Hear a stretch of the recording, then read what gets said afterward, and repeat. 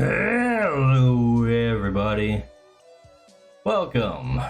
This is a special stream on a day I don't usually stream. Let's see if anybody actually shows up. That is the question. That is the main question here. The other question is, what the heck is Keyforge? I don't know. But, yeah, hello, everybody. This is Dicebag, artist, game designer, world builder, and occasional VTuber. Hey there. Rezonogrim. Wow. Said, hey Dice. Gonna lurk while I write? Hey there, Grim. Thanks for the lurk. We got somebody in Rumble chat, not Odyssey. Hello, guys. Thanks for popping in. But yeah, today we're doing some unboxings. We got Keyforge today, and let's see. Oh, yeah. By the way, don't worry. My hand might look shoddy. It might be unsettling to see my arm in such a state, but you know, it's just a prototype. I had to do some repairs, okay? It's difficult to work with the ancient materials that are available to me, especially when I'm dealing with cybernetic tech, so we'll just deal with it. Don't worry about it. But anyways, Keyforge, look at this. We got this. I don't know what this is. I think these are, oh yeah, token creature cards. Says right on the box. Preview cards? A whole box of the new set plus one deck. We don't have packs. These are decks. Whole decks. And a whole nother box of Unchained decks, which have like no protections for stupid deck building. These are just like almost entirely random. You'll get all kinds of weird stuff in here. This is the first time I've had any, so that should be interesting to see what pops out. And you also might want to look at this nice little playmat I got here. Oh, what's this? It has my name on it with joke in front of it. Yeah, I backed it a high enough rate of the crowdfunding campaign that I got a special deck made specifically for me with my name, and you know, once you put it through the algorithm, it appends all kinds of prefixes and suffixes to it, and I got joke. Thanks, algorithm. But anyways, I got a specific deck that's unique to me with my own Archon, as you can see right here, and the playmat to go with it. So that's nice. But anyways, yeah, let's take a crack at it. Well, first of all, let's open this crap up. Let's see. All right. We'll open up the boxes. Then we'll open up a few of the decks, and including the unique specific to me deck. Hell yeah. I haven't opened a box like this in a long time of cards. Mostly because Wizards of the Coast went woke. And oh geez, the perforations on the back here. Not little rough. Let's see. Oh man. I don't want to rip it apart with my super strength in my cybernetic hand. It's a little difficult.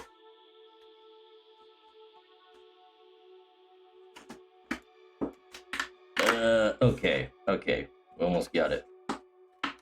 Just one more little tear. There we go.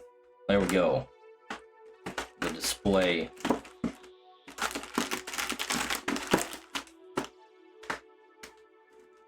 Nice.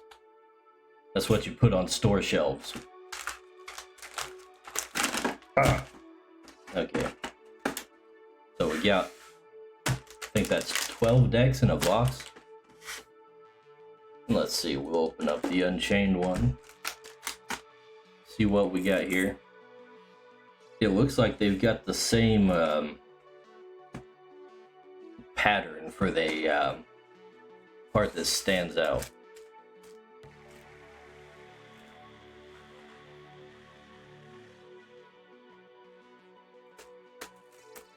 Alright, alright. And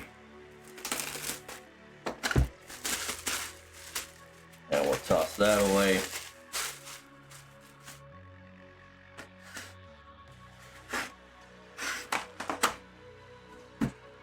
Yeah, nice.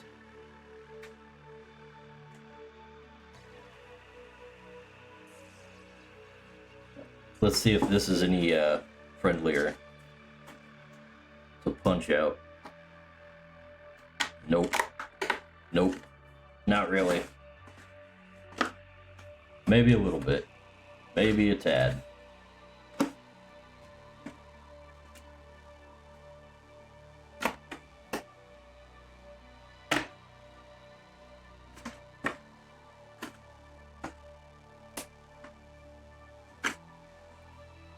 So I guess I should probably explain exactly what Keyforge is before we actually dive into opening the thing. So Keyforge is a pretty unique proposition. Oh no! I tore the corner. Oh well. So Keyforge is basically a trading card game without the trading cards. Each deck is procedurally generated from an algorithm and printed up as a unique thing, as a self-contained thing. And each one has like one of these, an Archon attached to it, which is basically the avatar of the deck. And they're all procedurally generated. And each one of them has a combination of 3 different houses, like the factions of the Keyforge game. You can see them along the side here. We've got Brobnar, some new thing, Mars, Sanctum, another thing that I'm not familiar with, Star Alliance, and then some other new thing. I've missed out on a few sets, so there's going to be some surprises, definitely.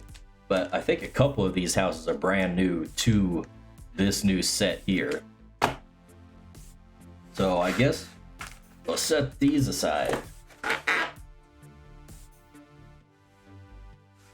And as I go through the cards, I'll kind of explain the rules as needed, if I remember them. I gave myself a refresher earlier today, so I think I remember how to play the game. It's been a while. Partly because they lost the algorithm and had to rebuild it. So it went on hiatus for a long time. Anyways, let's open the token cards. Let's see what we got.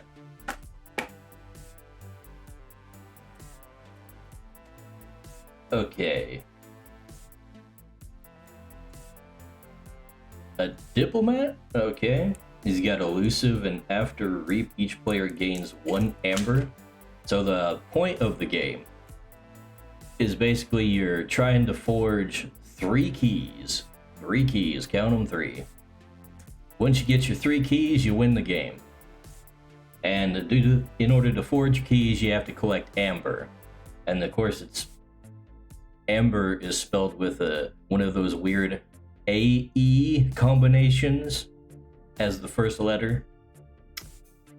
You'll know what I'm talking about if you've seen it. If not, you'll have no idea. Maybe it'll show up on one of the cards. But anyways, that symbol right there, if we can focus, that symbol right down there in the corner, that's your amber. That's what it means when it shows up. So in order to gain amber, some of your cards will have like amber rewards for playing them up here. And then your creatures can also reap in order to gain amber, which basically means you just tap them, turn them sideways, and then you get your amber. So this guy's got an elusive ability. The first time this creature is attacked this turn, no damage is dealt. That's nice to keep guys around. So in other words, it means your opponent has to attack them with 2 separate creatures, and basically that slows them down because if they're attacking, they're not reaping. And it also means that your guy's just harder to kill, so he can just kind of sit back and reap as he goes, as much as he wants. I see these are double-sided too. Let's get the whole thing open if I can. This might be a little tricky with only one hand fully functional.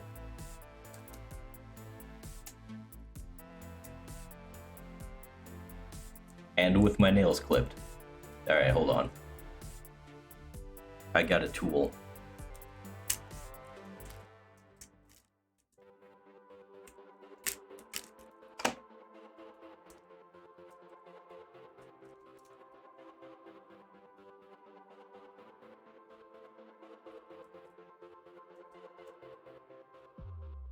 Anyways, while I'm working on this, what's your writing, Grim?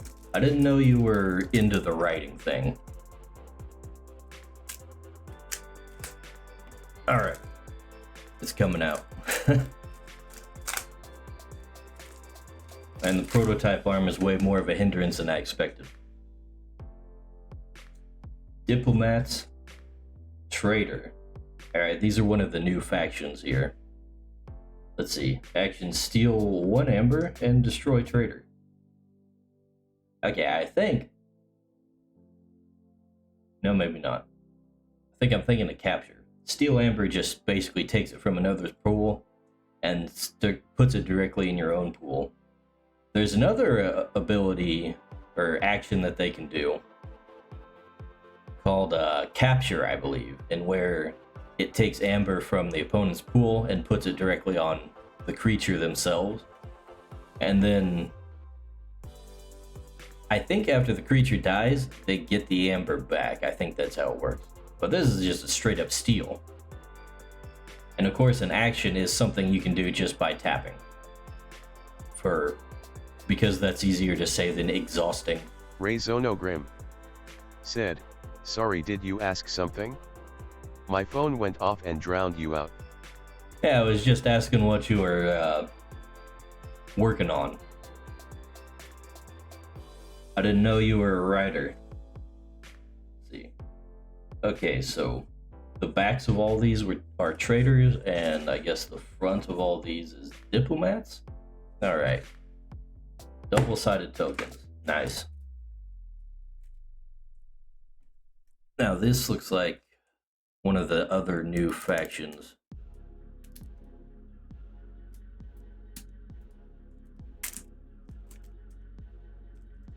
Tear this apart.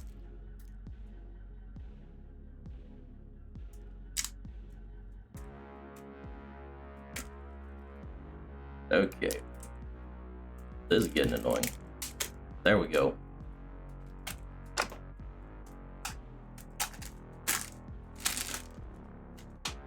Throw that aside. Strange shell. Let's see. Strange shell cannot fight or reap. Action: put strange shell into your hand. Alrighty.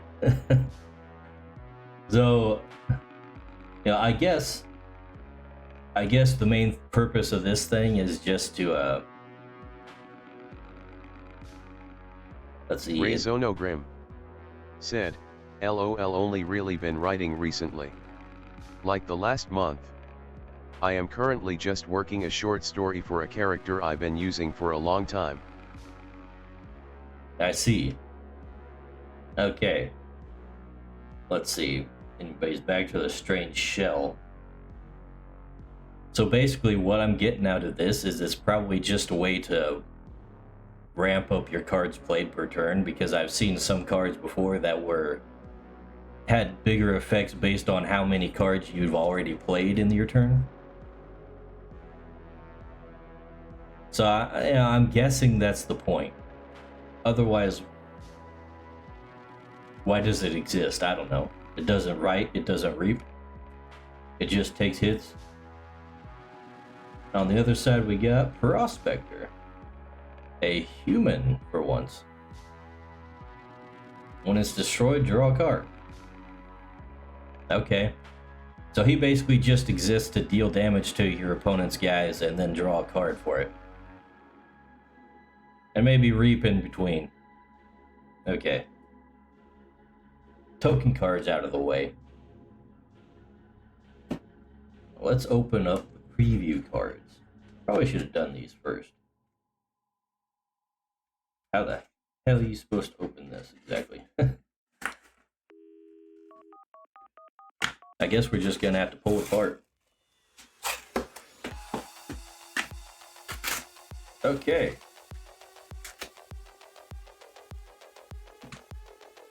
Keyforge Grim Reminders. Okay, I assume this is like the next set they intend to release, because I'm not sure what faction that looks like. It looks like a completely new thing. Let's check it out.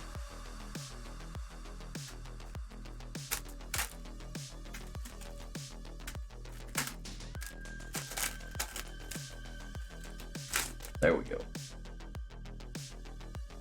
Preview card. Got Sandworm, Lifting Buddy, and Echo Fly. Okay, yeah, the third one's definitely a new house that I haven't seen. Echo Fly, let's see.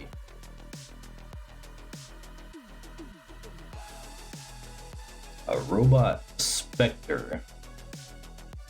Action says return an action card from your discard pile to your hand. Okay, so he can do that turn after turn. That's pretty nice. And scrap. Archive the topmost action card from your discard pile. Scrap effects resolve when the card is discarded from your hand. Okay, so that's another thing about Keyforge.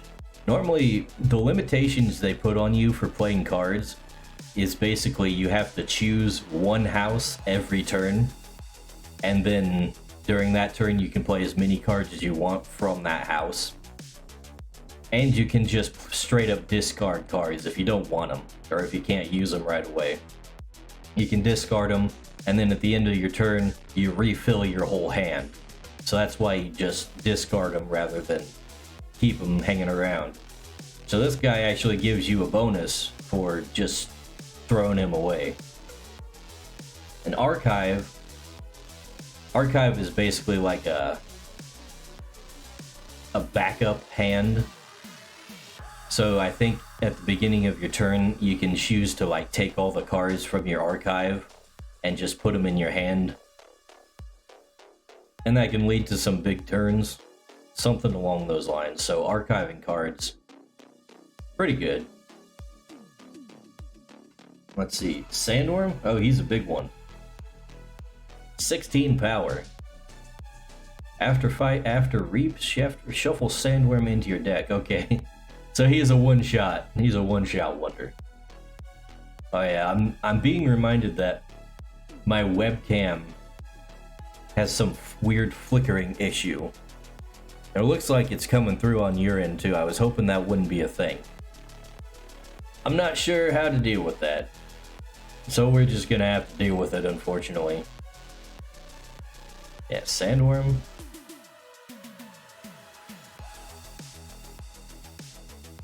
So basically a one-use guy. Then he goes right back. And Lifting Buddy. And the Brobnar cards. After fight / after reap. Let's see, give Lifting Buddy 2+1 power counters.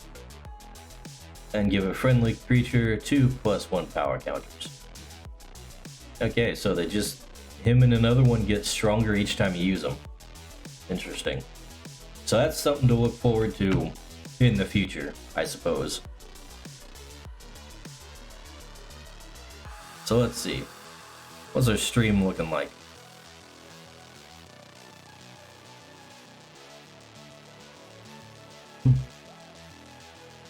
Alright, still going here.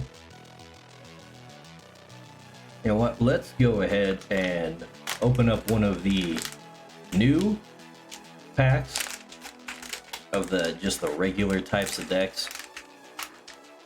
We'll see what we can get going here. Maybe it'd be better to open it from the other end. They used to have like full-blown cardboard boxes on these things. Now we just got kind of flimsier foil packs. Not sure how I feel about that. They're still wrapped in cellophane though, that's nice to know. Hey there, Fiery Phoenix in the Odyssey chat. Good to have you in. Okay, let's see, let's just cover up the QR code, or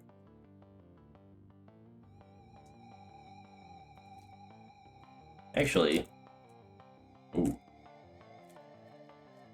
Let's show it from this one. Dang. Ah.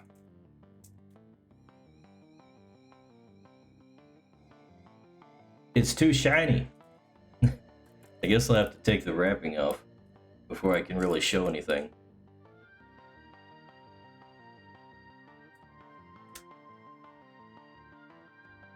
So anyways, the people who just popped in recently were unboxing Keyforge. This is a unique deck game where all of the packs of cards are procedurally generated decks. Each one's unique. And sometimes even the cards are different between decks because there's little things that go into each one that modifies some of the cards. And this pack don't want to open, which is why I'm talking so much.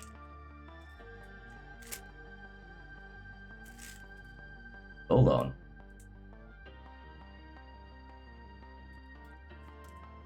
This was actually designed originally by the creator of Magic the Gathering, Richard Garfield.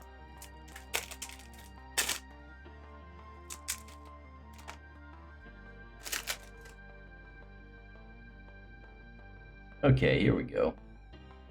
It's still pretty shiny, but not so much. That's an Archon I haven't seen in that style before. That must be something new they added. Cosmovine, the bioengineer of fauna, is his name. Of course, we got our houses there. We got Mars, Brobnar, and one of the new ones. I forget what that... I wish they had the names on here. Be a little easier. Oh wait, I think it's on the deck list.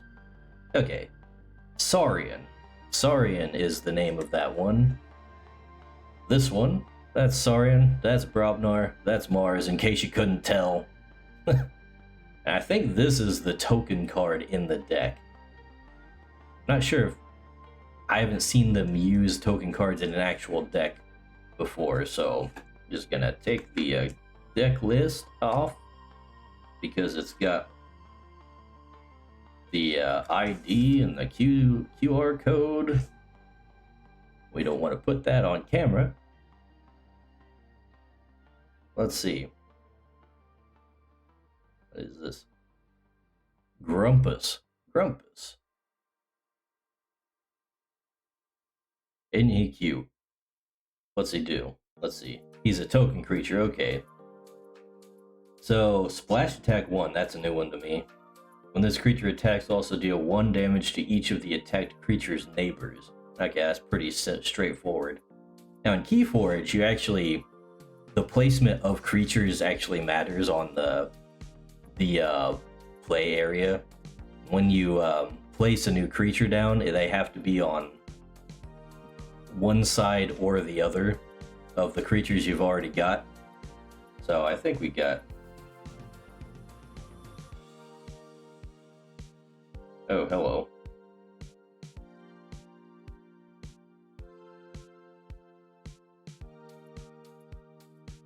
Okay, this is interesting. This is something they didn't have before. Token creature, when you make... oh, come on. When you make a token creature, put the top card of your deck into play face down as an exhausted creature in your battle line. So if it tells me to make a token creature, what I'll do is I'll just take this and slap it down. And then I'll know that each of those things that are face down in my battle line are one of these, a representation of this. That's an interesting way to do tokens. And I kind of like it. I actually, with my card game, Domain, I had a similar kind of thing going, but not this complex, I guess, because well, it wasn't a unique deck game. It was a expandable card game. But the idea was you were trying to capture territories from your enemy, and to begin the game you'd start with face down cards to represent your territories. And each face down card would represent a very specific type of territory with its own stats. So I like that they've done it this way. It's a good way to compromise, because one of the things I like about tabletop games is in the design aspect of them, you have to consider the actual physical nature of the game. And that leads to some very interesting ways to solve problems. So anyways, we've got Phalanx Strike. There's an action. Choose a creature. Deal 1 damage to it for each friendly creature. You may exalt a friendly creature to repeat the preceding effect. Exalt is something I'm not familiar with. I wonder... Nope, not that one. Okay, it does tell me on here. How convenient. They thought of everything. When an effect instructs you to exalt a creature, place 1 amber from the common supply on that creature. That sounds like a drawback, because I think when your opponent kills a creature with amber on it, they get the amber. So I guess that makes sense, because it's like a cost. Yeah, you can repeat the effect by exalting, so that's an additional cost. Also, they got a little amber on here, right up here. That means that when you play it, you get an amber for free. Nice. Crushing Charge. Destroy each creature with power 4 or lower, gain 1 chain. Okay, what the heck is a chain? I forget this one. Doesn't tell me on here. It must have been something in the base game that I forgot. Is it kind of like Yu-Gi-Oh? Fiery Phoenix asks, nah. I know it depends on what your definition of like Yu-Gi-Oh is. It has creatures that fight each other. So in that way, I guess it's like Yu-Gi-Oh. But I mean, that describes like 75% of card games. So anyways, I'm not sure what gain 1 chain means, so we're just gonna have to go back and get past that guy. Orator Hisaro. Hiss. Emphasis on the hiss, I suppose. They seem to be darn dinosaur people. I'm not sure why they got like a nautilus shell up there. That doesn't seem to fit to me with dinosaur people. But anyways, deploy. What the heck is deploy? Okay, doesn't tell me on the reference sheet. I think deploy means that you can place it anywhere you want in your battle line instead of just having to be on either end. That's just me guessing, trying to remember from my days playing Keyforge from before. I'm getting excited. But anyways, let's see. He's got a playability, ready and exalt each of Oratory Sorrow's neighbors. For the remainder of the turn, they belong to House Saurian. Okay. So yeah, deploy is definitely what I thought it was. Because his thing directly references his neighbors. So you can put them wherever you want and target whichever 2 neighbors you want. So that's cool. And since they belong to House Saurian for the turn, that means you can use creatures that are outside of your active house during the same turn. So you can get some interesting combinations that are normally off limits to you in this situation. Imperator Drusilla. Okay. While there are more enemy creatures than friendly creatures, Imperator gains Splash Attack 4. Dang. In play, destroy another friendly creature. Eh. Strong card, but that's quite the drawback. I guess you can always knock off something that's almost dead anyways. Let's see, what is... Okay. I was thinking it'd be a lot more useful if you had, like, what was it? This guy. As a token. Because if he's destroyed, you get to draw a card. That'd be nice. But alas, we do not have that combination in this deck. Let's see, Hoplites Dory. What the heck is this? So this is an upgrade, and one of the things I like about the upgrades, this is basically the equivalent of like an enchantment or an equipment or something if you're playing Magic. And you notice it's like upside down. That's specifically so when you have a creature in play and you attach it to him, you can have it, the text of the card showing. Oh. Chef's kiss. Mwah. That is peak visual game design for a card game. I love it. It gets me all giddy. Anyways, let's see what this actually does. This creature gets +2 power for each exhausted creature to its left. So there again, you see positioning matters in the game. So that's interesting. And you get a amber as a reward for playing it. Let's see. Senator Brachus. What is he called that because he's a brachiosaur? Let's see. He's a rare. We can. Oh yeah, they do have rarities for the cards. And if it'll focus, I can show you.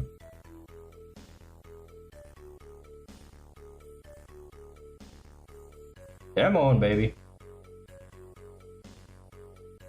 Okay, we ain't getting to see it. Anyways, rare cards have a star down there.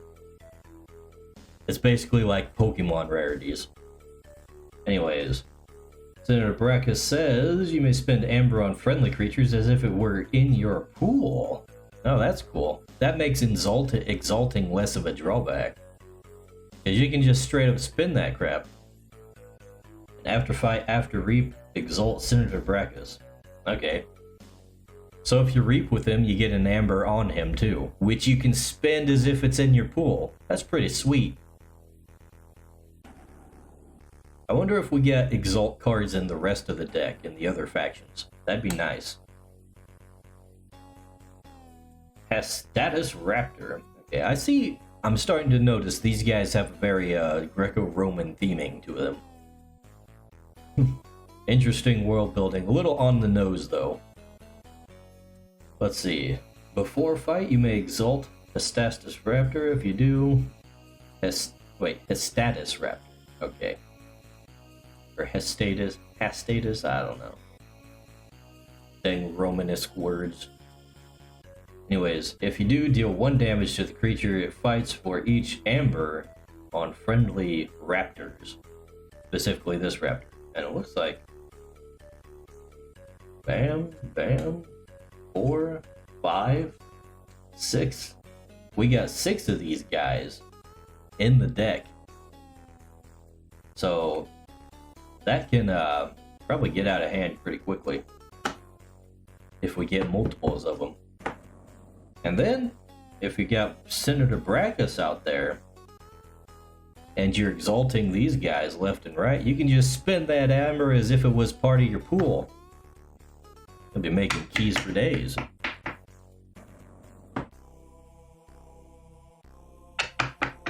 Fiery Phoenix says, I like the artwork on the cards.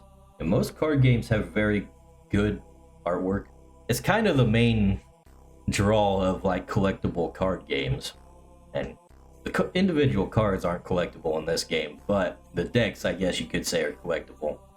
So it's kind of a thing you need.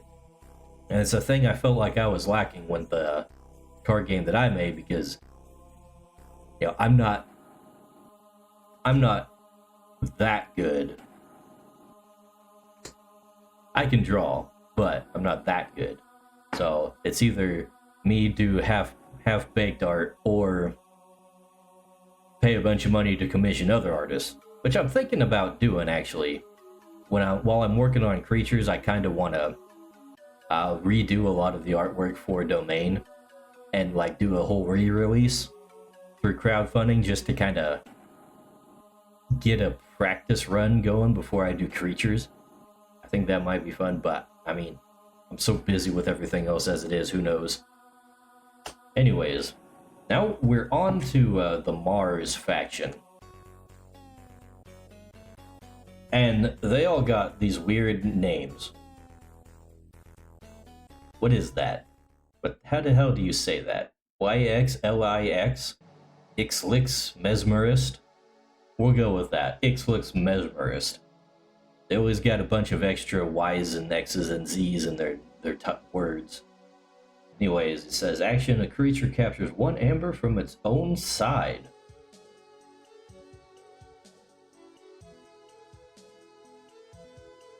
Okay. My mind immediately went to Exalt. But I see the intention of this is to make your opponent's creatures take amber from their pool.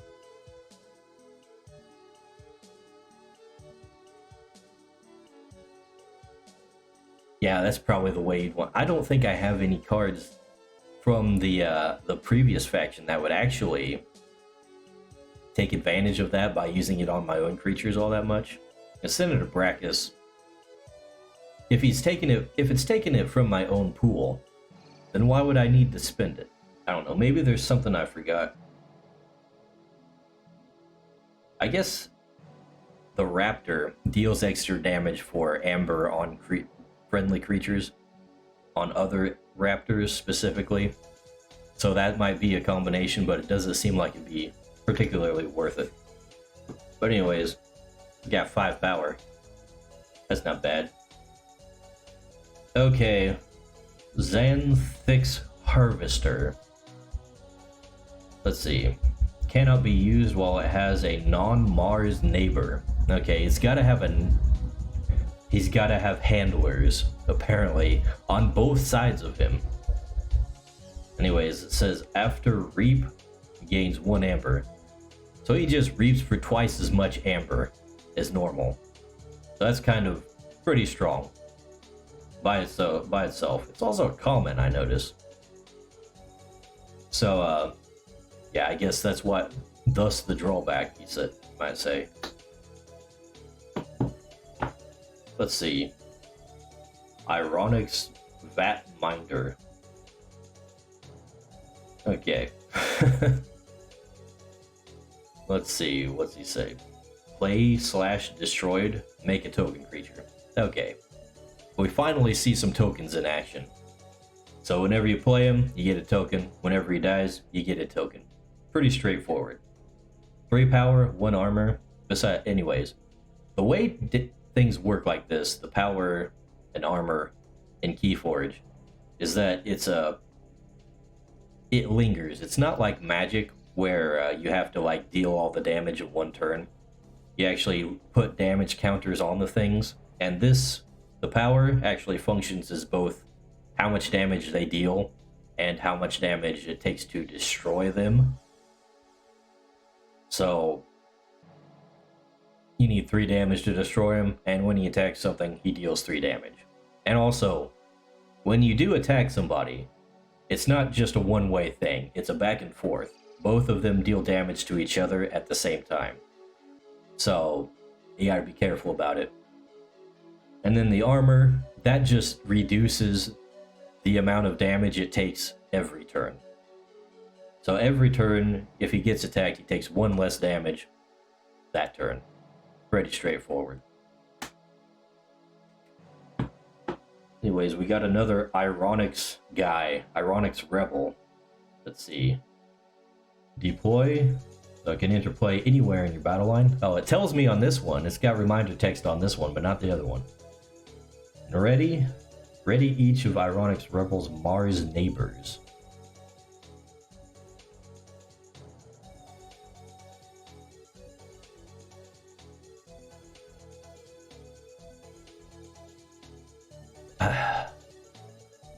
I feel like there's some rule I'm missing out on because that just doesn't sound right.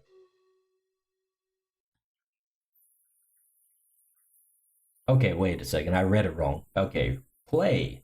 When you play it, you ready each of his neighbors. Okay, so that makes sense. So that basically means that they can attack or reap twice in a turn. That's nice.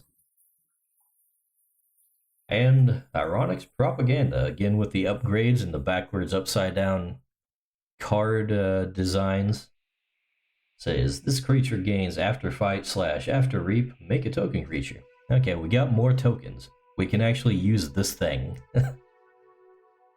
Let's see. It says, soldiers of Mars unite. You have nothing to lose but your brain chem conditioning.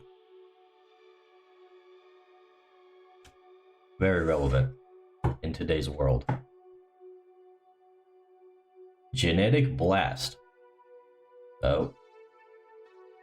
Let's see, we got a little amber reward up here. Had one on the other one too. Didn't mention that. Let's see. Play it to deal 2 damage to a creature and each other creature with the same name as that creature. Okay, so little bioengineered plague or something. Not that that's relevant to the modern world or anything. Not saying anything, YouTube. We got 2 of those, so that's nice. Little extra removal.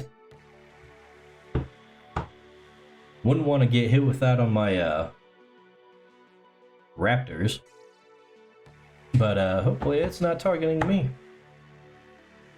Zizok. Who is Zizok? Let's see, skirmish and splash attack 1. Skirmish. What does skirmish do? Oh, it tells me on the card. Okay. When a creature with skirmish attacks, it is dealt no damage in return. That's pretty sweet. I remember it being good. And after an enemy creature is destroyed by Zizok's splash attack damage, ready Zizok. That's pretty sweet. He's only an uncommon, but he only deals 1 damage on splash attack, so there's not much you're gonna get done. But then again, he's got skirmish, and he deals 3 damage on an attack, and he doesn't take any damage in return. It's just, he sounds pretty solid all around, honestly. I could see some good uses for him. Anyways, we got Red Planet Ray Gun. I feel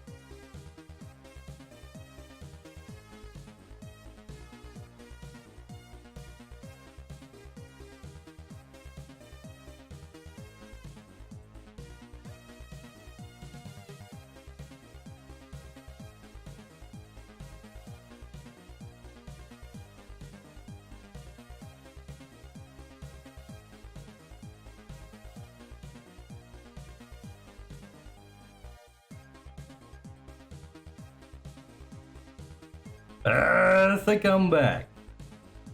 Am I back? Am I back, everybody?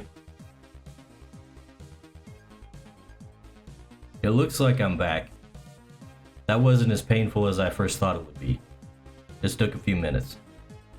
Had to reset up some things But looks like Odyssey and Rumble can just pick up where we left off. And Twitch. Shame about YouTube though. I think YouTube's gonna have a little harder time.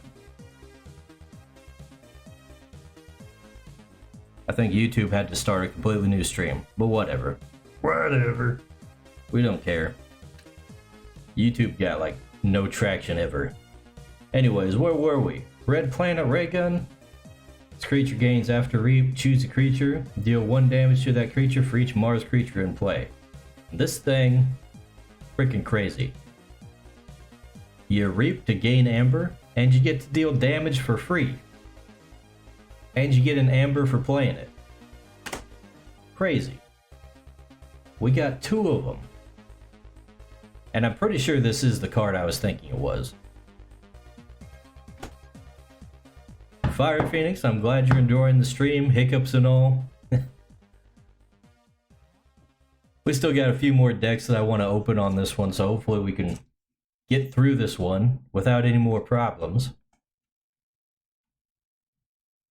Let's see, our evolution. This creature and each creature with the same name as it gains after reap, deal 2 damage to an enemy creature. That's interesting. So if we slap that on my raptors, they can all deal damage after reaping. So I guess that's kind of the theme going with my Mars portion of the deck, is being able to deal damage while reaping. Or deal damage without taking damage, because we got Skirmish. Borka Rick.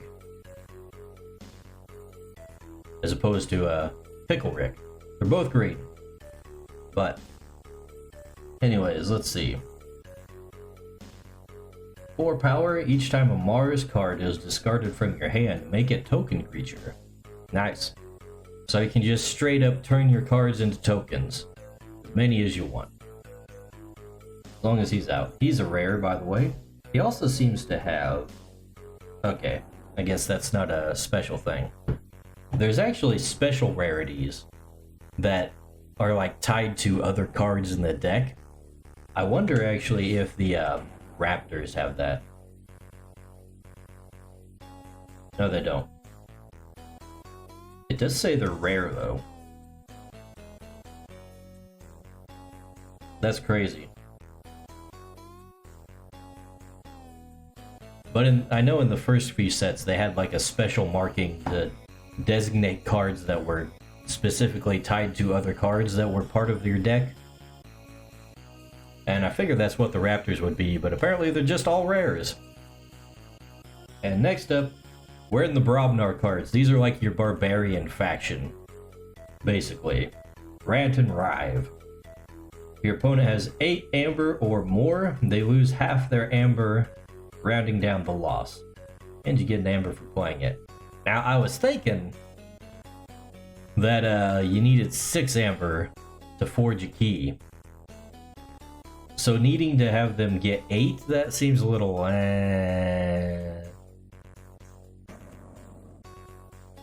Seems not that useful most of the time. But you still get an amber for playing it, so I guess that kind of helps. It's a common, by the way. And we got 2 of them. We got 2. 2 Rants and Rives. We got a Rant and a Rive. Ragnarok Prep. Okay. Make a token creature, then if you control more creatures than your opponent loses 2 amber. Nice. So one of the things that makes for interesting plays about the game is that you can only forge a key at the beginning of your turn, and you can only forge 1 key per turn. So if you do get up to like 8 amber in 1 turn, then your opponent has their entire turn to like whittle you down past that 6 threshold, and if they get you down to like 5, then you don't get to forge that key no more. So there's always, whenever your opponent's like at a threshold where they're about to forge a key, you always got some ways to kind of take it away from them. Take that victory before they can have it. Press gang. Make a token creature. If an enemy creature was destroyed this turn, archive press gang. Okay, that's an action. I was thinking it was a creature, but it ain't.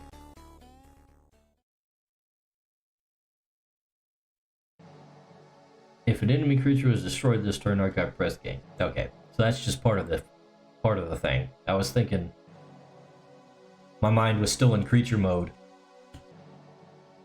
I wasn't sure how that actual operation worked.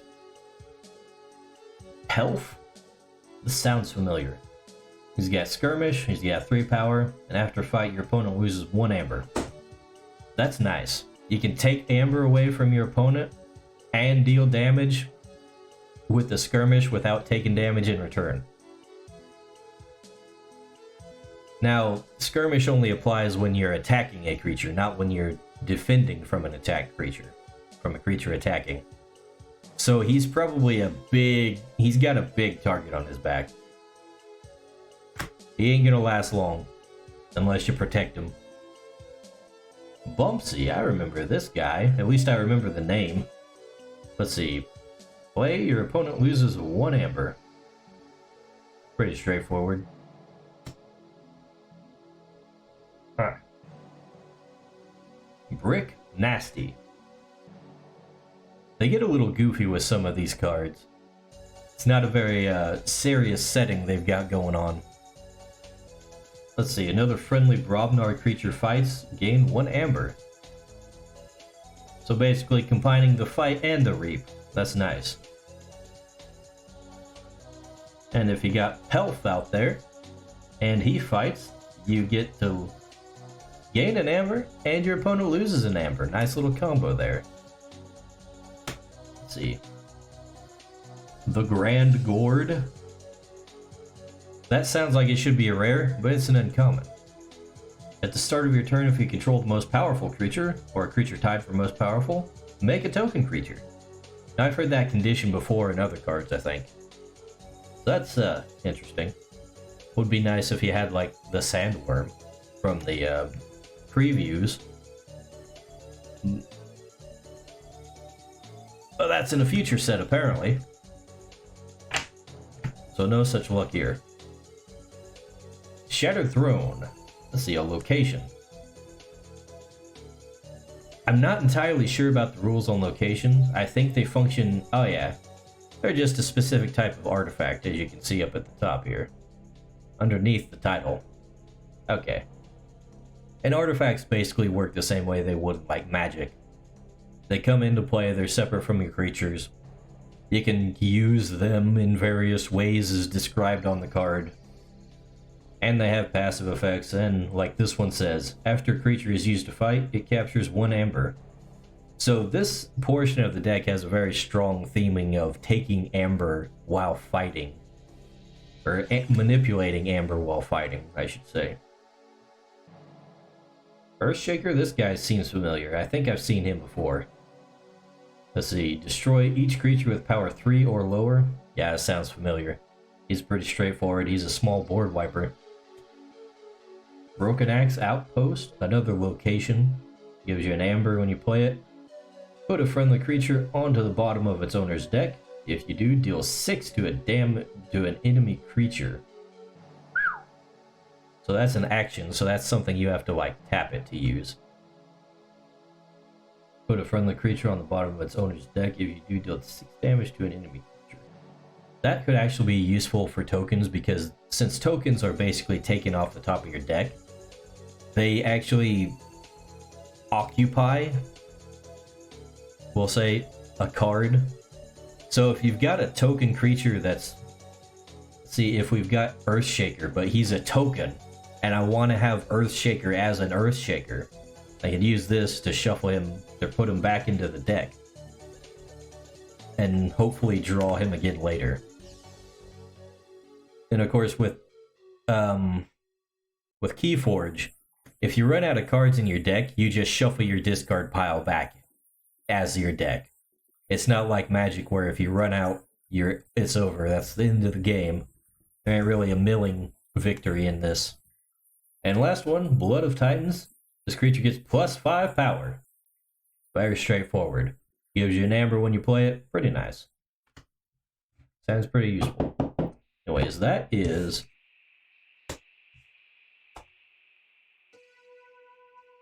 Cosmovine, the bioengineer of fauna. Look at him. He's a goofy looking dude. Got crab claws and like 3 eyes. Interesting. Yeah, I gotta say, not quite as cool as Joke Dice Bag over here. But I definitely haven't seen a Archon like that, of that style before. So that must be new to some of the new things they've added to the algorithms. Interesting. Alright. We got one from the main set done. So now we're gonna try the Unchained deck. So this is supposed to have like basically no limitations on what can appear in the deck, because usually you've got certain things that just won't happen. Certain cards that always appear with others and stuff like that. This ain't got none of that. This is just a free-for-all. They are not tournament legal. And they are not easy to open either. So ideally you can have some weird combinations in these decks. Alright. And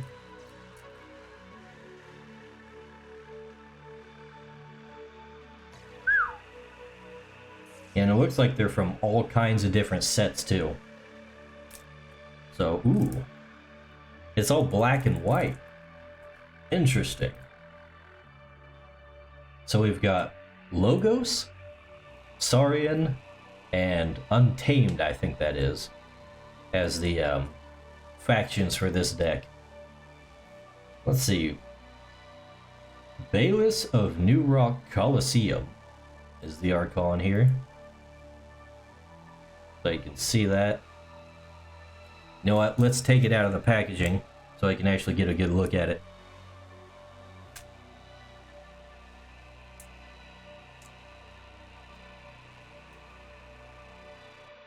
How often do they do tournaments? I'm not entirely sure, because I'm in one of those rural areas where they don't really have things like that. Probably have to drive like make an hour round trip just to go to a place to that would hold such events. And that's assuming the place hasn't shut down.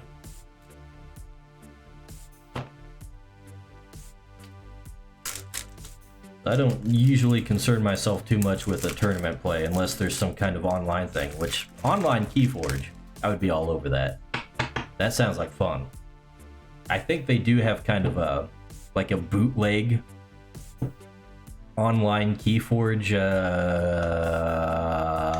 client, but I haven't tried it myself.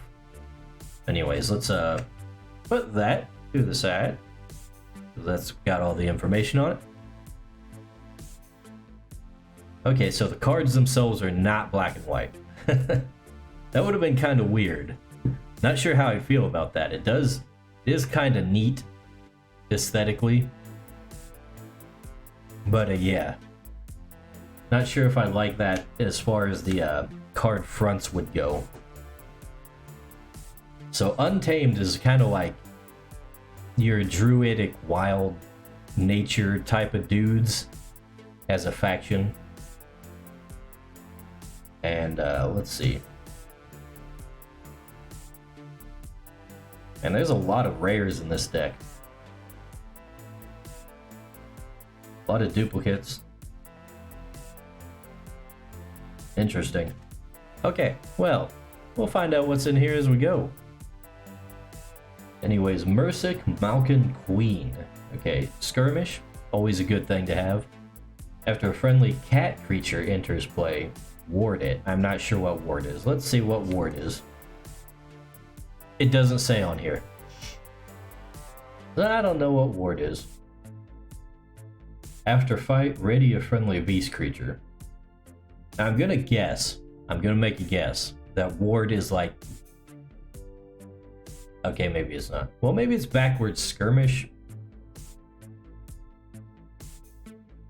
Anyway, in that if you're attacked, you don't get dealt damage, but no, we already have that as elusive. I'm not sure what ward is, I have no idea. Well, hopefully it shows up on another card with reminder text, because apparently the rares don't have that, which I kind of agree with. But anyways, after fight it says ready a friendly beast creature. Not gonna be fighting a whole lot with, well, she's got skirmish, she can fight all she wants, I guess. Next up, Eunoia. That's a cat beast right there. The kind of thing that the last card needs. Too bad we can't focus. Take my word for it. It's a cat beast. Oh, you can see it there. Anyways, after an enemy creature is destroyed fighting Eunoia, gain 1 amber and heal 2 damage from Eunoia.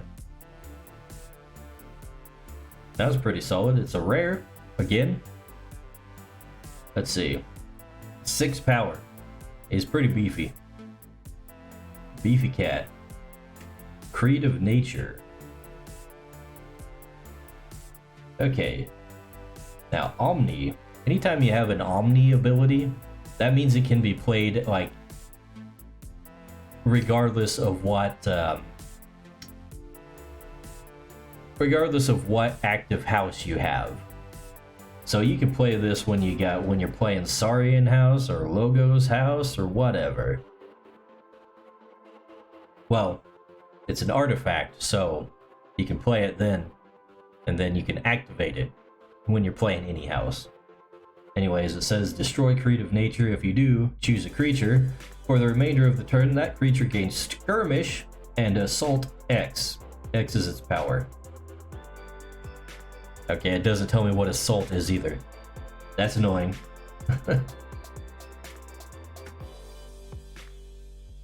We got another cat. Look at that, it's a little kitty. A little kitty with bat wings. That one's much cuter than the last one. And I see it's got a different reward on it.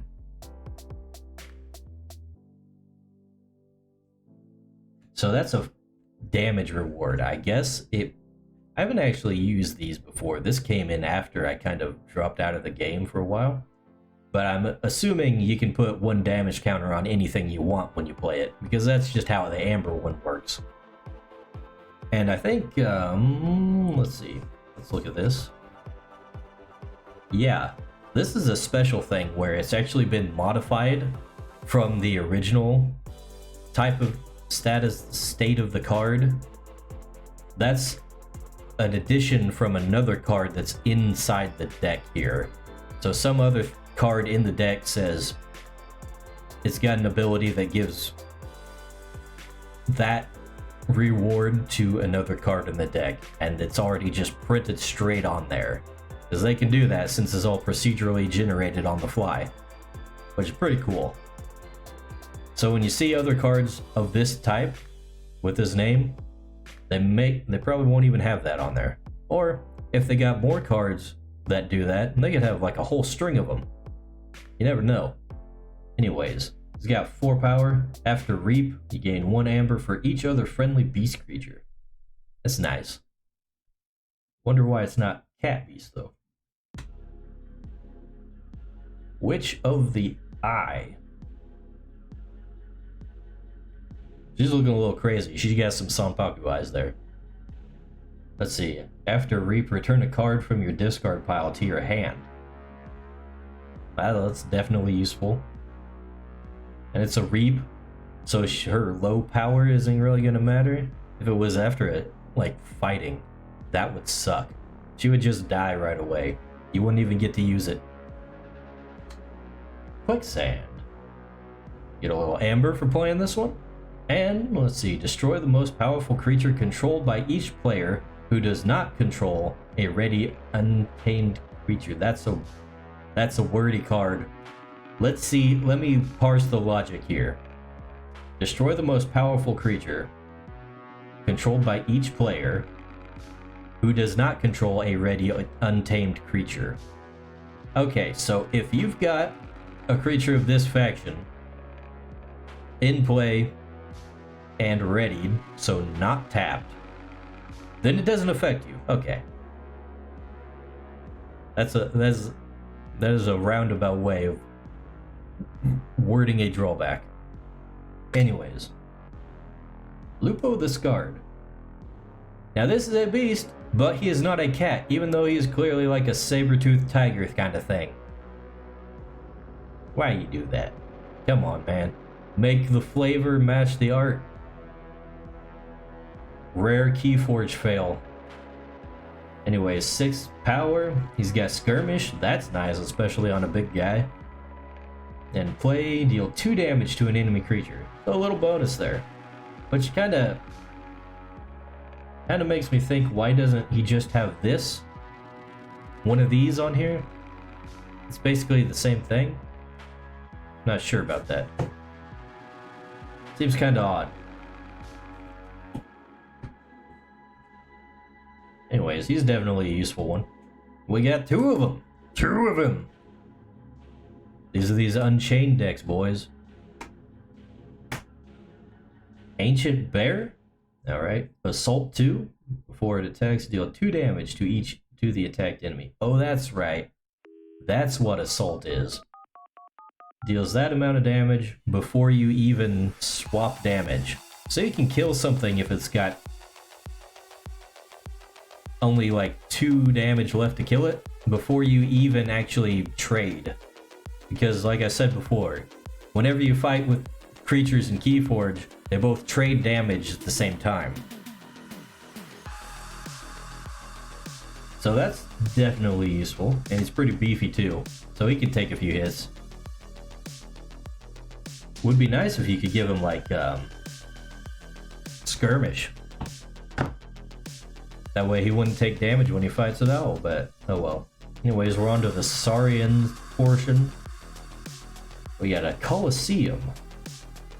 After an enemy creature is destroyed while fighting, put a glory counter on the Colosseum. And then he's got an Omni, so you can play this ability whenever you want.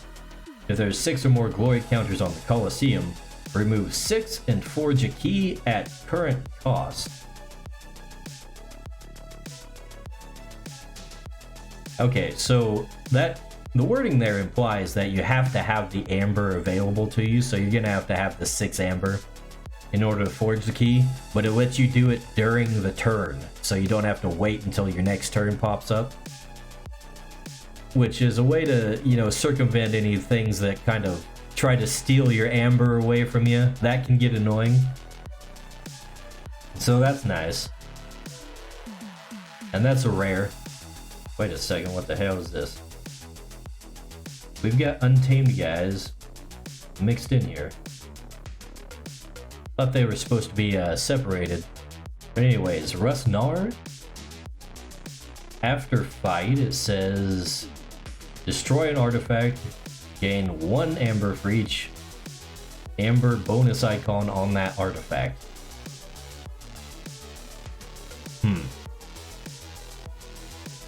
Gain 1 amber for each amber bonus icon on that artifact. Okay. So the way that's worded, you would actually have to destroy your own artifacts too, if your opponent doesn't have any, since there's no may or such word attached to it. It's only got 4 power, so that's probably only going to last a couple hits. Nature's Call. We talking about pooping? Alright, well, it gives you an amber. Return up to 3 creatures to their owner's hand. I remember this card, I've seen this before.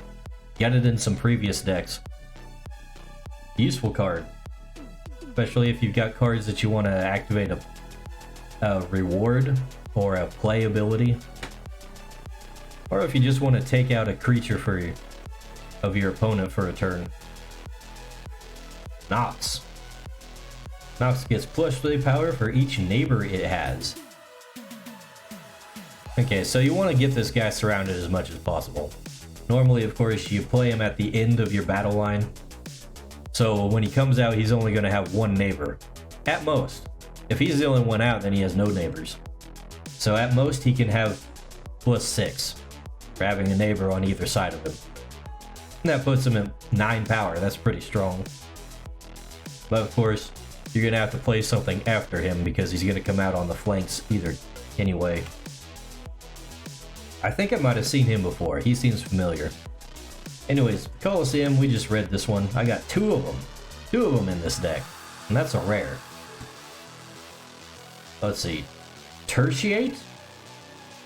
Okay. Let's see. Give you an amber. And destroy 1/3 of all enemy creatures and 1/3 of all friendly creatures. Rounding up each time.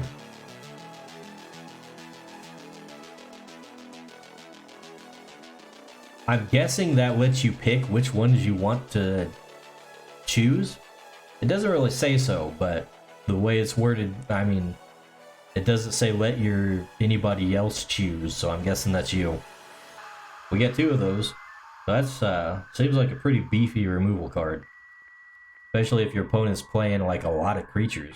If your opponent has a lot of creatures, like tokens especially, you can just use that to take out like his main big creatures. Leave the tokens, and then if you've only got a handful, you know, you're not feeling as big of as much pain because it's 1/3 of what you've got. Primus Unguis. Okay. Is another rare. Do we have... He's also a double. Yeah, lots of double rares in this deck. Let's see. Each friendly creature gets +2 power for each amber on Primus Unguis. After Reap, you exalt Primus Unguis. So, as before, exalting adds an amber onto him, which is kind of a drawback normally, but these guys have abilities that trigger off of it, like we saw in the last deck. So if somebody takes him out, they get that amber that's on him. But while it's on him, he gets a bonus for it. So that makes him harder to take out. So it's kind of a double-edged sword there. Anyways, we got 2 of him. Okay, Gladiodontus? Gladiodontus. Gladiodontus enters play stunned? Okay, so that's like being double tapped. You have to remove the stun before you can untap him. And the stun, I think, ends at on your next turn. And Gladiodontus only deals 5 damage when fighting. Okay. After fight / after reap, if this is the first time Gladiodontus has been used this turn, ready and enrage it. What do we have? Enrage here. Taunt, steal, enhance, flank, omni, stun.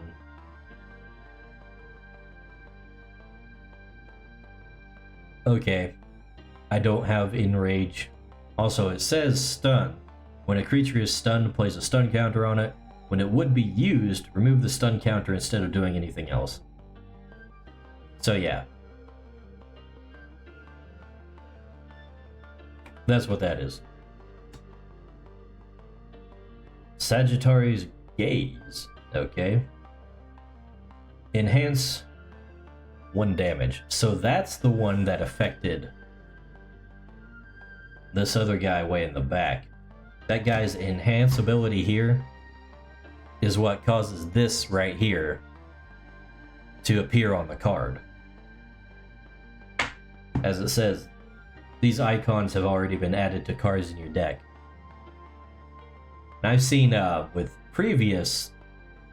another unboxing I did on my channel like way back, where I just pulled one deck at the end of a stream. I was getting quite a few of those in a single deck. You get like cards that had like 2 extra icons in addition to what was already there. Pretty interesting.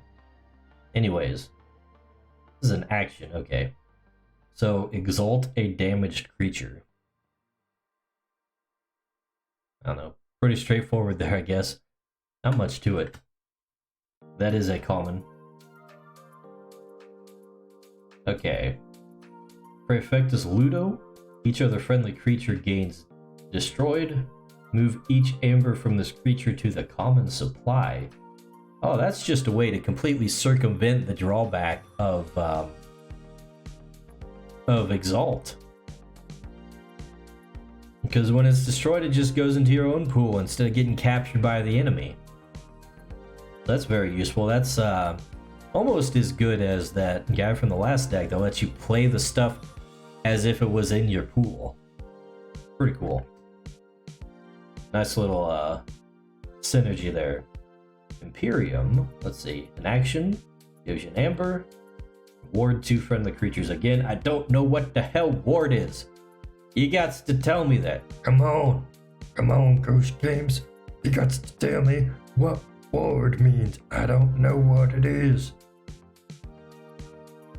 Where's my reminder text? Come on. We'll have to look that up later. Because right now, I got nothing to say about the card. I have no idea what it does. Decadence. Alright, another action. Let's see, choose one, exalt, ready, and use a friendly creature. I'm not sure. I think use is a generic turn, so you can have it do an action, reap, or fight. Any of those, I think all 3 of those fall under the term use. Or, let's see, move 1 amber from a creature to another creature. I'd say that's the weaker option of the 2. Altruist Rostrum. First I thought that said autists. Okay, anyways. See, this is an artifact location. Move 1 amber from a creature to another creature. Okay, so you could just move amber around willy-nilly with this thing in play. Well, once a turn. Very common. It's a common card. That's kind of surprising. Figured it'd be a little rarer. Anyways, looks like we're past all the Saurian cards. Do I do any gameplay? Not really. If we had like an online thing, I'd definitely play some of that for my gaming streams, but it's just too much of trouble to like get other people on to actually play physical games like this on stream. Anyways, Mother. This is an old card. I remember this from like the first set. Refill your hand to 1 additional card during your draw card step. So, yeah. Like at the end of your turn, I think it's the end, maybe the beginning, I don't remember. Don't really matter. But whenever you draw cards, you just refill your hand to a certain number instead of like drawing 1 card at a time. So this one makes your maximum hand size 1 bigger while it's out in play, which is nice. Titan Guardian. So anyways, Logos is kind of like very cybernetic, robotic, science-y factions. So you're going to see a lot of that. And let's see. He's got Taunt. This creature's neighbors cannot be attacked unless they have Taunt. That's a nice one. Because it makes it so he can protect the guys on either side of him. So if you got some small squishy guys that have nice abilities, he can protect them. Then if he's destroyed, if it's not on a flank, draw 2 cards. Nice little consolation prize when he finally gets knocked out. Because he's going to be taking a lot of damage. And dealing a lot of damage. He's got 5 power, that's pretty strong. Thorium Plasmate. Yeah, get you an amber for playing it. And let's see. Move an enemy creature anywhere in its controller's battle line. Deal 2 damage to that creature or for each of its neighbors that shares a house with it. Okay. So basically just a way to shuffle things around, like I was saying, if they've got a taunt creature, you can move it wherever you want and expose the guys that are next to him, so you can attack them instead of having to go through him. It's an interesting thing. One thing Usually I like very streamlined and simplistic rules in my card games and stuff, but can't deny that if you add things like the battle line, where it's just a rule that you have to play things on either side of other cards and the order of them matters, that does open up a lot of variation in things you can do and little tricks you can add to cards and stuff. Doc Bookton? That's another old one. Let's see. 5 power, after reap, draw a card. Gonna want to reap with that a lot. Bat Drone. Don't remember this one, but it sounds kind of familiar. Skirmish, always good. After fight, steal 1 amber. That's really good. So he can attack something, deal damage, and then steal amber, and take no damage in return. That's pretty sweet. Only got 1 though. Shame. And it's a common. All the good common cards are like one-offs, but then I get like 2 or 3 of the rares. Pocket Universe is our next one. I spend amber on Pocket Universe as if it were in your pool. Okay. An action, move 1 amber from your pool to Pocket Universe. So that doesn't sound like much, but it protects your amber from being stolen by other guys. That's interesting. Library of Babel, another location artifact. Just lets you draw an extra card every turn, basically. Well, any turn that you're playing Logos. Even Ivan. Okay. A mutant scientist, it says. He's got an action. If your opponent has an even amount of amber, steal 1 amber. Odd limitation. I guess that's why he's even Ivan.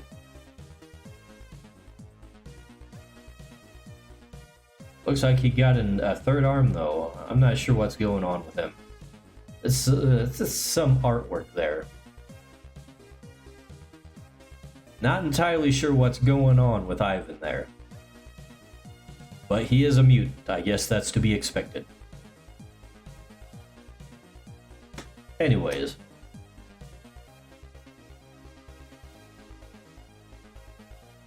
Let's see, moving on. Electric Inquiry. This also sounds like an old card. I don't know. Don't remember them all off the top of my head, but a lot of the names ring a bell. Let's see. Obviously, get an amber. Archive the top 2 cards of your deck. And like I said, I think I mentioned this earlier, but archive just kind of saves things for later. So you can pick up your archive wholesale later on. All the cards in it. Poke. Deal 1 damage to an enemy creature. If this damage destroys that creature, draw a card. Not a great... I mean, there's a use to it. Since damage lingers, 1 damage ain't nothing to sneeze at, and you get a free amber for doing it. Alright. I'm okay. Mind Bullets. Some kind of cyborg minotaur right there. Yeah, I'm gonna have to ask these guys to help me with my hand. Their cybernetics look a lot more advanced. Let's see. Deal 1 damage to each creature for each card you have played this turn, including this one. Straightforward damage. Chronophage. It's a rare one. Your opponent's creatures and artifacts gain Omega after they play that card into the current step. So that means they can basically only play 1 card per turn. That's pretty brutal. He's only got 3 power though, so he's probably not going to last long. He's going to have a big old target on his back. Which is why you want to put him next to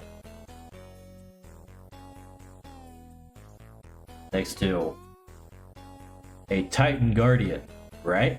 Right? Exactly. You gotta think strategically. That's why I love card games. So many interesting ways that you can manipulate the mechanics to game the systems. Always fun. Especially when you're playing with somebody who's just as savvy as you are and you're just throwing things back and forth that it can be abused. So yeah. There we go. Oh, wait a second. We've got a second. I should have known. This describes what ward is. Well, when a creature is warded, place a ward counter on it. If a warded creature would be damaged, destroyed, or leave play, instead remove its ward counter. Okay. Interesting. Hey there, Adam. Welcome to the stream. We had one stream die on me, but I got another one going. We'll splice them together later on. But anyways, we just finished up Bayless of New Rock Coliseum. One of the Unchained decks, which have barely any restrictions on what can appear. Which is probably why we had so many duplicate rares.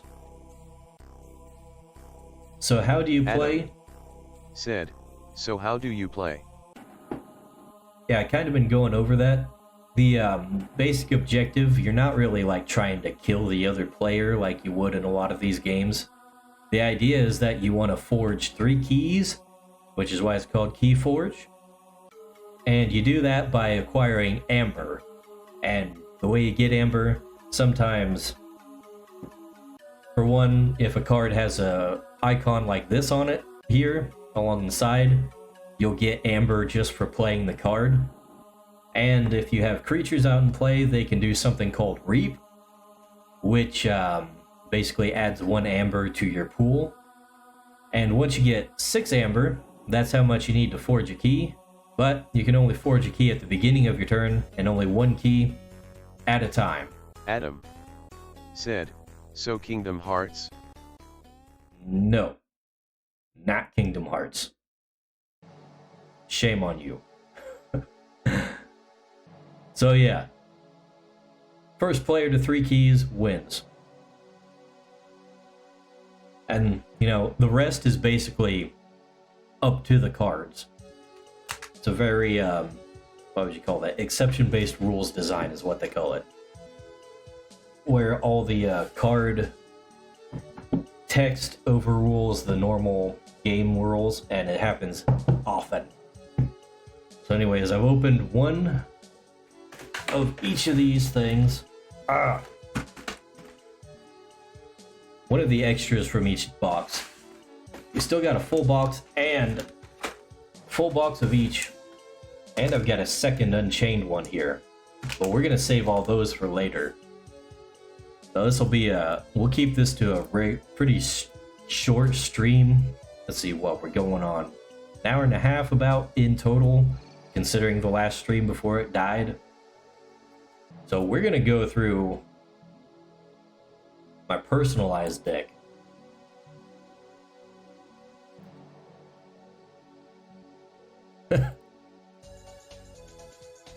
Geronimo said, what metal polymer hybrid is your arm made of?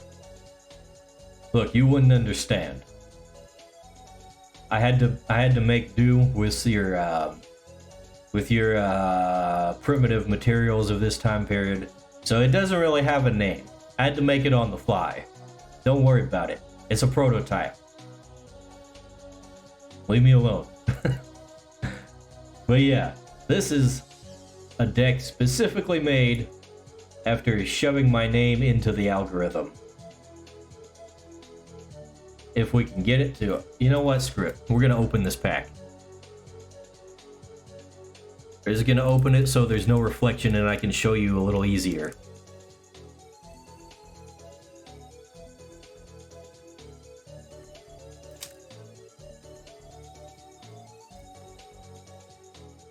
Of course, robot arms are not very good for opening packs, so I have to use a little extra tool. Alright. We got it open. Let's cover up the QR code. Actually, Adam said, your first name is Joke. My first name is not Joke. That is the title the algorithm gave me. As you can see, I got a playmat for it. Yeah, when you run your name through the algorithm, it appends all kinds of suffixes and titles and stuff to your name before generating the deck. So that's what I got. Apparently the algorithm thinks I'm a joke, but that's okay. That's okay. So let's see, Joke Dice Bag's deck has Brobnar, Mars, and the Star Alliance, which I have not seen the Star Alliance yet.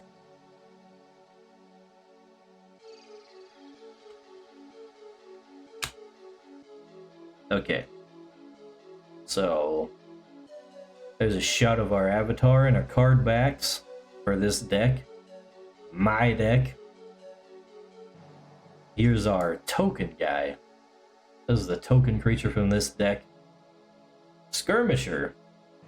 He's 2 power and he's got skirmish. Got any questions? If you got questions after that, I don't know what to tell you. Well, I guess I can tell you what skirmish does. When you use this creature to fight, it deals no damage. It's dealt no damage in return. So he can attack something without taking any damage in return. Basically, very simple. Very useful. Especially when you got abilities on small creatures that you want to use over and over. Adam said, is this a counterspell based deck, or green-red stompy? Let's see. It's definitely not counterspells because you can't play cards on your opponent's turn in Keyforge. We'll have to see what it turns out to be. It's random. We've got Star Alliance, Mars, and Brobnar. This is a Space Barbarians deck. Starbarians, you might say. So we'll put him aside. And of course, we got descriptions of all the things. All the little mechanics that we might need to reference. Anyways. First card to come out. Star Alliance 1. I see we've got modifications already. So there's something in this deck that changes the other cards in it. Teamwork is the first one. Make a token creature. If there are more enemy creatures than friendly creatures, archive teamwork. So archive just lets you kind of save things for later. That's nice. Just lets you make a token. And with the damage thing, with the damage reward, you can slap a damage counter on one of your opponent's creatures. We got another one too. So let's see. Scout Chief Corgier. He looks like a bug dude. Play / after fight / after reap. So this triggers when you play him and after you fight and or reap, which are kind of mutually exclusive, but whichever one you do, he lets you make a token creature. So this may be a very token heavy deck. Red Alert. No rewards on this one. If there are more enemy creatures than friendly creatures, deal damage to each enemy creature equal to the difference. Okay, so that's useless if you have more creatures than the other one. Kinda lame. You'd think you would at least have some kind of reward slapped onto that to make it useful. Recorded history. Reveal up to 3 cards of different houses from your hand. Archive each card revealed this way. Okay. And you get an amber for playing it. We got 2 of them. We got 3 of them. Final. Alright, Photon Blast. Deal 2 damage to a creature with 1 damage splash. It doesn't mention splash on the reference card here, but we saw that in the previous one, and that just means deals 1 to each thing on either side of it. Because the order you put your creatures in does matter in Keyforge. And then, let's see, if this damage destroys 1 or more creatures, make a token creature. So more token creature creation. Echo Reflector. Okay, like I mentioned before, since we got some new guys coming in, one of the things I like about Keyforge is that these has these upgrade cards, which are kind of like an enchantment or something. Something you can add on to your creatures to make them better. And you may notice the art's on the bottom and the text is on the top. And that's just so you can take your do I even have any? Oh, okay. You can take your creature guy, slide this right under it, and you can see the text right on there. Easy. Very elegant design. And a good way of using the visuals. Much like how Domain had the resources attached to the bottom of each card. Just to plug my own quirk. Anyways, Echo Reflector. This creature gains your opponent's keys cost plus 3 amber. That's pretty brutal. That's like a 50% increase in the cost of keys. Which is probably why it's an upgrade, because if the creature it's on dies, well, this goes too. So you're basically painting a target on that creature's back, because otherwise you ain't going to be forging many keys. Your opponent isn't, at least. He's going to have to take that thing out. Of course, it's got an amber, and then it also has the damage added to it. I wonder which card in the deck is actually adding the damage. That's going to be interesting to see. CR Officer Hawkins. He's got deploy, so you can put him wherever you want in the battle line. And play. It says gain 1 amber for each of CR Officer Hawkins non-Star Alliance neighbors. Okay, so the goal is to put him in between 2 of your other factions. Creatures.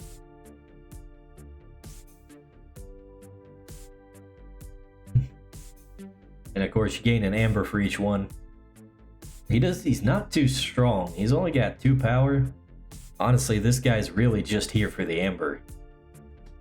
He's only a common anyways. Transporter platform. We got a location artifact.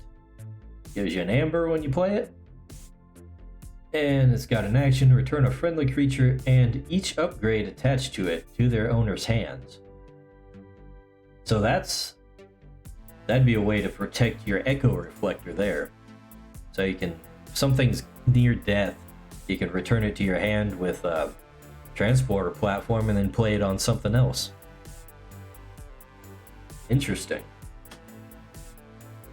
Stealth Stir? Okay. Oh, it's a robot. It's got a face. Not just a moon buggy. Definitely not much just a moon buggy. Anyways, he's got elusive, so the first time this creature attacks, is attacked. First time it's attacked, doesn't take any damage. So you have to hit it twice to deal any damage. And it doesn't deal any damage in return that time. So you basically waste a use of one of your opponent's creatures just to hit him. Let's see, it may be played as an upgrade instead of a creature. With the text, this creature gains elusive. Okay, so that's another upgrade thing that we can use with our other things. Grunt Work gives you an amber. Nice. And look at the top 3 cards of your deck and put them back in any order. Then make a token creature.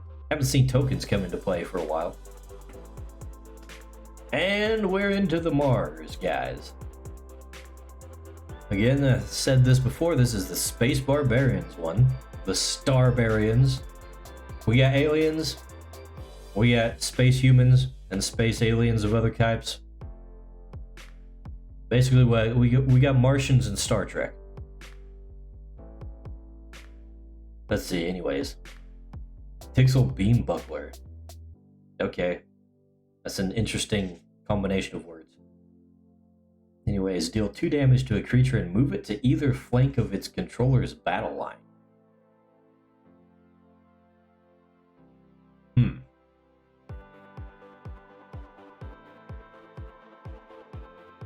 Yeah, we've seen other ways to manipulate the battle line in the previous deck.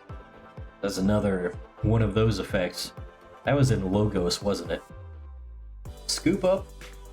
Got another damage bonus, and an amber bonus that's native to the card. Let's see, put a friendly non-Mars creature and an enemy non-Mars creature into your archives. So, if that enemy creature would leave your archives, return it to its owner's hand instead. Okay. I was thinking, what? This lets you play other players' cards? That's pretty crazy, but nah, it doesn't. It goes back into its owner's hand when you remove it from the archives. Okay, that's a little more reasonable. But it is a way to remove one of your opponent's creatures temporarily, I guess. I guess if you put like token, token would tokens are actually other cards. The way they handle tokens is kind of weird, but I kind of like it. Anyways, yeah, it's a trade. It's a trade-off. Ironic's Vatminder, we've seen this guy last time. So you make a token creature when you play him and when he's destroyed. He's got 3 power and 1 armor. Not bad. He's probably gonna die, but at least you'll get some use out of him. Genetic Blast, we saw this one before too. Deal 2 damage to a creature and each other creature with the same name as that creature. Pretty straightforward. Useful for tokens. Wiping out tokens, I should say. Brain Dart. Let's see. Enrage an enemy creature. What's Enrage do? Surely it's on here, right? Okay, when a creature is enraged, place an enrage counter on it. It must fight when used, if able. After it fights, remove the enrage counter. Okay. So you can't reap with it or anything. You have to fight with it until it fights. Then you get to do whatever you want with it. So, what did Brain Dart do? Well, it gives you an amber, enrages a creature, and that creature captures an amber from its own side. It's very roundabout, but I can see some interesting uses for that.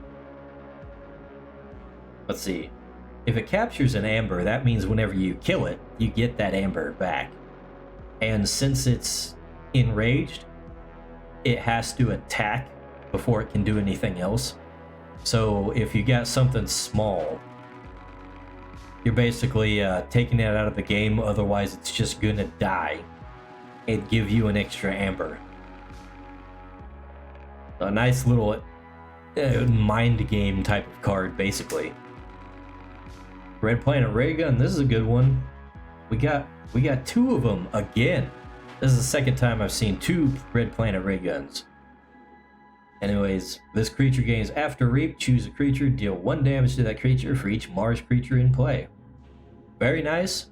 Lets you deal damage without fighting, and you get to reap at the same time. Just play as many... You know, it would be so much better if we had a Mars token creature. But we don't. We got the Brobnar. We got the Barbarians. Oh well. You play the hand you're dealt, or the deck you're given. Anyways, we got 2 of those. They're good, so I'm happy with that. Nizik Resonator. Let's see. For each neighbor Nizik Resonator has, your opponent's keys cost +2 amber. Yeah, he's gonna have a big target on his back. Making your opponent's keys more expensive means they're gonna try and attack this guy and kill him as soon as possible, because you need cheap keys. An Ion Outpost. The location artifact. Put a friendly creature onto the bottom of its owner's deck. If you do, make 2 token creatures. Ooh. If only I had Mars token creatures. That'd be great. We'll see what the Brobnar guys come up with. Maybe they'll be even more broken. Ah, exterminate, exterminate. Exterminate. Let's see. For each friendly Mars creature, destroy a non-Mars creature with lower power. So I guess you go through for each creature individually and say, okay, this creature has this much power. so it destroys one that's lower power. I guess is how you go through that. Just trying to use logic here because it's not spelled out especially well on the card. But man, like I said before, Keyforge is a pretty goofy game. You see, this alien's is giving somebody a swirly with a plunger, it looks like. Awful way to go, honestly. Drown in the toilet, I'm not too keen with that. And destroy them all. Now, I see the theme that these guys are going for. Let's see. Destroy an artifact, a creature, and an upgrade. And notice that there's no may. So if your opponent doesn't have one of those things and you do, well, you gotta destroy your own in that case. Kinda can be useful in the right circumstance, but again, you can't just discard cards of that house when you're playing it. So if you don't need it, you don't think you can use it, you can just throw it out and get a new hand later on. Grondal? 9 power, 2 armor? That's pretty hefty. At the start of your turn, destroy the least powerful creature.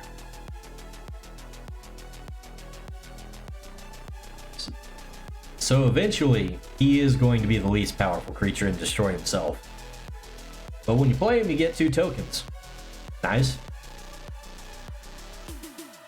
And I guess you're going to be... with 9 power, he's going to be taking out a lot of guys on the way down. So that's pretty good. That's pretty good. I'm thinking. Alright, we're into the barbarians. These are the Brobnar house. Shock Herder. A goblin. Let's see. He's got deploy, so he can go anywhere in the battle line when you play him. Ready and fight with a neighboring creature. So that could be useful. We'll just see what kind of synergies he has, because I don't think he works that well with the rest of the houses. These are kind of the odd man out. Rowdy Skull. Enhance. Okay, he's the one adding extra bonuses to all the other cards. He's got an amber and 2 damage. Nice. Anyway, he's got 4 powers, so he's a little beefy.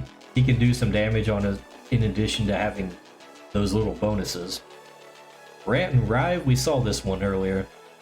Let's see, if your opponent has 8 or more amber, they lose half of it. Very niche card. Ragnarok Prep, we also saw this. Make a token creature, then if you control more creatures than your opponent loses 2 amber.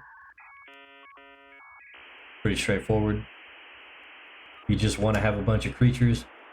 If you got tokens, token generators that are any good, you can probably make it happen. Press Gang, another one we saw in a previous deck. Make a token creature. If an enemy creature was destroyed this turn, archive Press Gang. Token generators, yeah. Pound. Deal 2 damage to a creature with 1 damage splash. Pretty straightforward damage dealer. Get you an amber when you play it. Fresh Marks. Destroy a friendly creature. If you do, exalt 3 enemy creatures. Interesting. So, exalt is kind of a drawback without some kind of way to take advantage to it. So it's basically planting amber on your opponent's creatures that you can then take to your own pool when you kill them. And it gives you an amber when you play it. The fact that you have to destroy a friendly creature, that's a pretty hefty drawback. I'm not sure I like that, especially Fire Speeder. I haven't seen this guy in a while. I think he's from a previous set too, one of the early ones. Anyways, before you fight, deal 1 damage to each enemy creature. Each enemy creature. Not a splash effect where you deal it to each guy on either side. Your entire battle line. That's pretty good. And he's got 5 power, 1 armor. He's not going to be that easy to take down. He's a good value. Brick Nasty. We saw this guy before too. Let's see. After another friendly Brobnar creature fights, gain 1 amber. Nice little synergy. Good with the tokens, since it's Brobnar tokens. And the other factions I have are pretty hefty on the token making. So that could be a good synergy with this guy. And they're skirmishers. So when they attack, they don't receive damage. So they don't even die. And they gain amber, and they deal 2 damage. That's a pretty nice synergy right there. Only got 1 though, unfortunately. Ooh, Vow of Blood.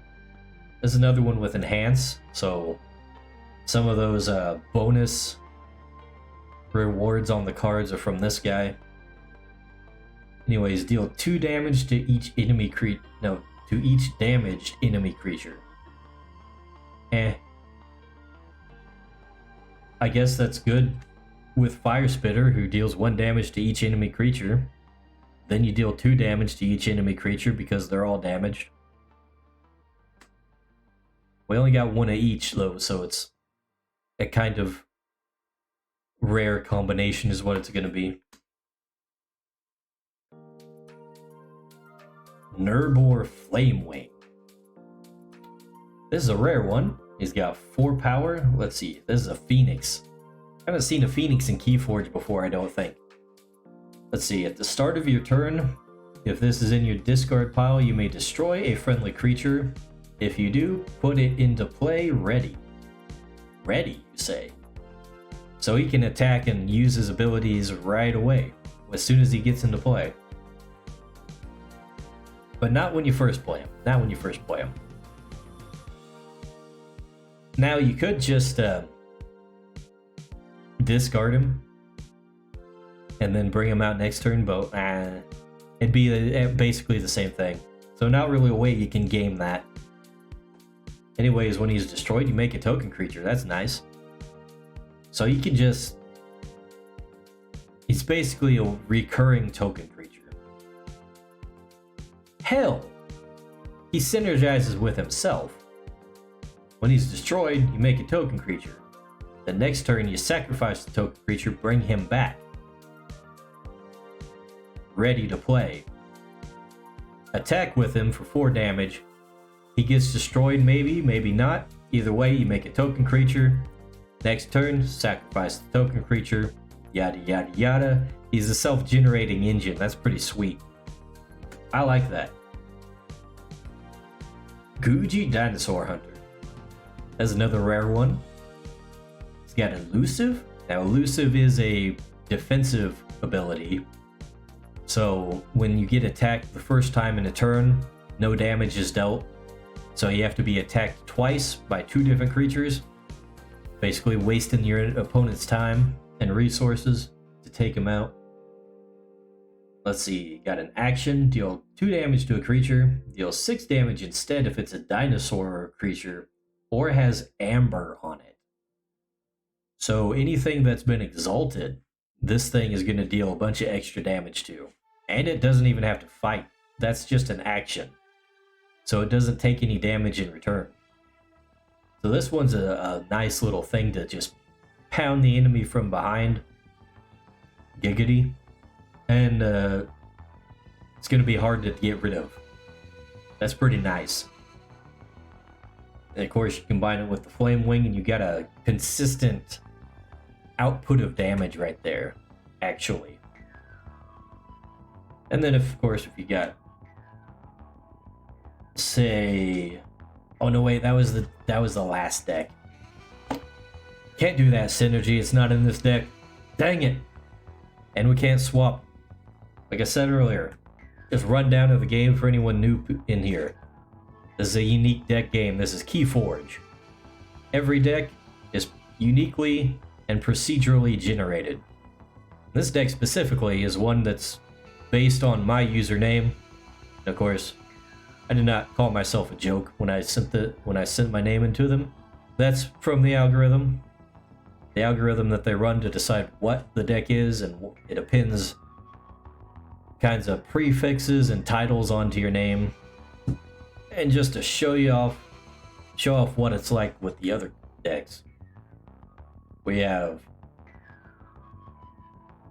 Cosmovine, the bioengineer of fauna. It's the first deck I opened on stream. And we have this other one that's in black and white because this is not a tournament legal deck. This is a unchained deck, what they call it. So it basically has very little limitations on what the algorithm will put together in this deck. So that's why it's black and white, so it's easy to stand out. But this is Bayless of New Rock Coliseum. As you see, each one's got its own name. Each one's got a unique avatar for the deck. Each one has a different set of houses that composes the deck. And yeah, that's Keyforge. It's a pretty neat game. I'm glad to see it coming back. So anyways, anybody want to talk? Got questions about Keyforge? What I can answer, I'll answer. Otherwise, I'm just gonna start wrapping things up. Let's see.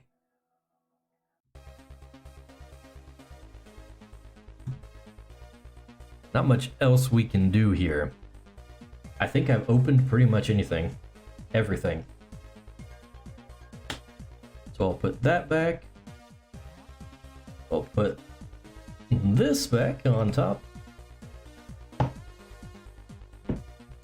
There's our 3 decks from the stream. Of course, I got a playmat for my personalized avatar. And this is from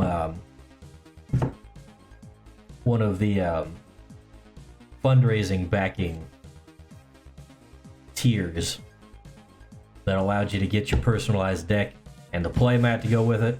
Oh yeah. I got more playmats. Let's open these. And after that, we'll wrap it up. In the process of this, looking at these, if anybody wants to ask any questions about Keyforge or say anything in the chat, go right ahead. We're gonna have to move these guys, otherwise we can't see the art.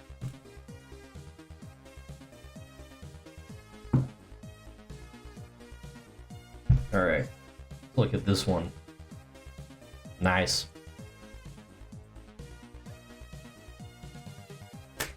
These kinds of card games always have nice art. Not sure why it's got so much blur right here though. Doesn't really show up on the screen so much, but you can tell that section's blurry for some reason. Like, I can see why this is blurry down here, because it's in the foreground. That section. But yeah, I got some nice art. This must be from a Sanctum card, which is one of the other factions. Sanctum is a like a paladin style type of faction. As you can see, a lot of them have like these type of halos, these magic wings and halos and stuff glowing, and all kinds of armor and magic and stuff. They're pretty cool looking. And there's a lot of variation between all the different houses. It's one of the interesting things about Keyforge is just the serious breadth of all the different flavor that's mixed and matched together. It's actually kind of like reverse Magic. Is with Magic, in the flavor wise, you have all these different planes that are kind of self-contained, and they each have their own little flavor and stuff like that, and their own races and stuff. But you only go to them like specifically as a planeswalker, one by one.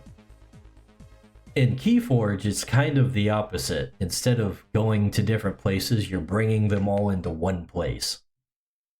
So you see a lot of weird interactions on the cards between different factions and stuff.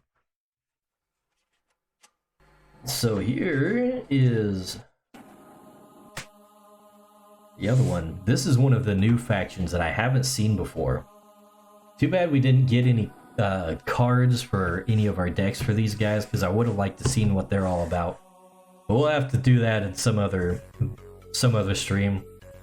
I'll probably try to do a deck opening on each stream from now on.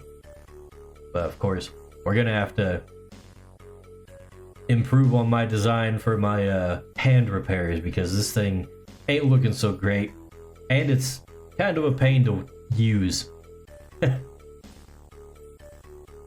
As you might have guessed, robot hand, difficult to grasp with, and fine manipulation. Anyways, look at this dude. This must be from this one? That right there. That faction. Whatever that is. I'm not sure what they're called. I wonder if it says anywhere on the let's see. I don't see it on the boxes anywhere. See, we got the logos along the side, but no names for them. Winds of Exchange features 263 new cards, creating an entirely new pool of unique decks for you to discover, explore, and master. One deck per player is all you need to start playing Keyforge. Full rules available online at keyforging.com. Game tokens available in the Keyforge 2 Player's Starter Set. Nice. Wish you would tell me what these other factions are, though. That'd be nice. Ghost Galaxy. First feedback. Make the names of the factions more accessible. Everything else, so I'll have to try the decks out to really know how they play, but it seems like a lot of the new stuff is quite interesting.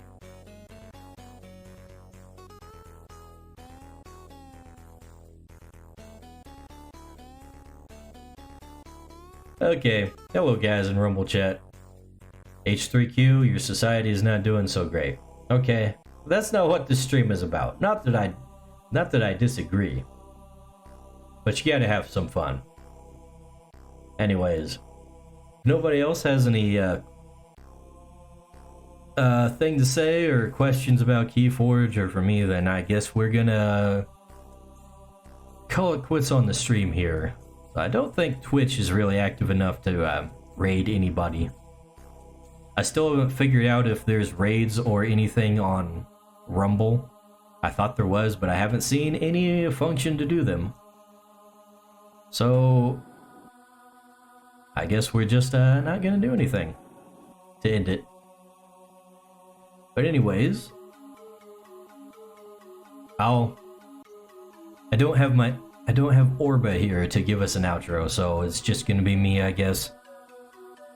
Anyways, thanks for watching, everybody. We'll do more of these with a more polished cybernetics arms next time. Hopefully it'll be done by next time. But anyways, next time, who knows what else we'll do. Depends on might be creatures, might be games, who knows. Anyways, I've been ranting enough. I'll see you around, everybody. Come back next time. Don't forget to subscribe. And I'll see you later. Bye.